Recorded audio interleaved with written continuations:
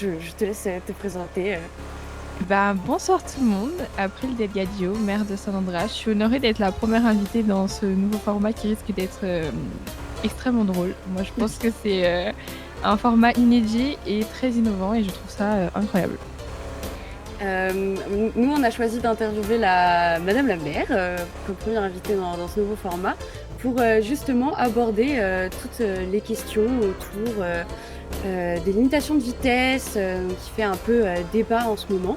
La première question qui est donc la mairie soutient-elle pleinement les durcissements des sanctions routières? Qu'est-ce que toi t'en penses? Honnêtement, je pense que c'est une réglementation qui est importante, surtout actuellement. On a une augmentation énorme des accidents de la route.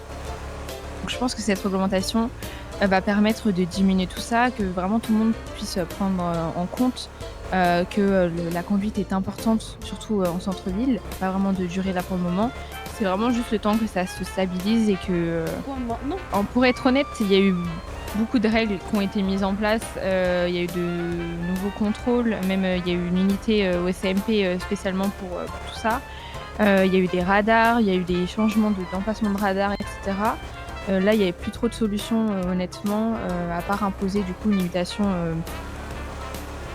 120, c'est assez bas, mais pour moi, c'est la sécurité de tous qui prime, donc c'est plus important. Honnêtement, je comprends pas trop la notion de sous-contrôle parce que là, c'est pas il n'y a pas une notion de contrôle en fait, c'est juste avoir une réglementation parce que justement, les risques sont très élevés en fait. Plus on conduit vite, plus il y a un risque d'accident qui est d'autant plus élevé.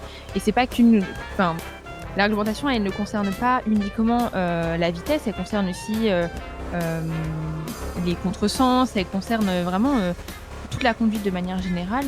L'objectif, voilà, c'est que vraiment tout le monde puisse prendre conscience de l'importance de tout ça. Et quand tout le monde aura, entre gros guillemets, pris conscience de tout ça, évidemment que la règle sera enlevée et il n'y aura pas de notion de contrôle. En fait, c'est juste en stand-by en attendant que tout se règle, entre gros guillemets. L'objectif, c'est vraiment pas de se mettre en danger quand on prend le volant. Donc voilà, là, cette règle, elle permet vraiment que tout le monde se sente en sécurité.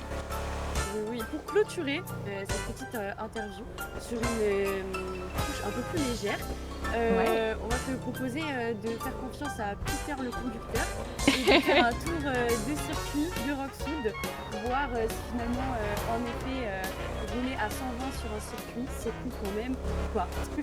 On verra bien. Allons-y. Ouh là là. On va mourir.